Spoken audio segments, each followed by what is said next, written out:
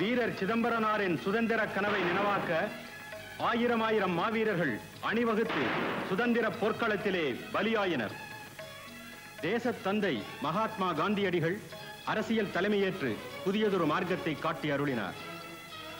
பண்டித நேரு அவர்கள் சுதந்திரப்படையின் தளபதியானார்.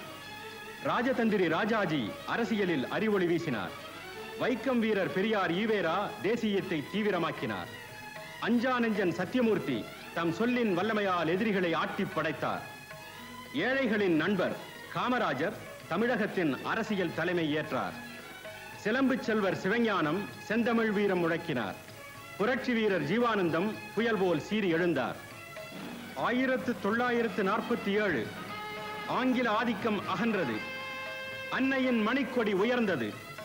சுதந்திர இந்தியாவின் கவர்னர் ஜெனரல் ராஜாஜி தூத்துக்குடியில் கப்பலோட்டிய தமிழன் வ.உ. சிதம்பரம் அவர்கள் பெயரிலேயே ஒரு வியாபார கப்பலை கடலில் மிதக்க விட்டார். வாழ்க சுதந்திரம்! வெள்ளிப்பனி மலையின் மீது உலாவுவோம், அடிமேலை கடல் முழுதும் கப்பல் விடுவோம்.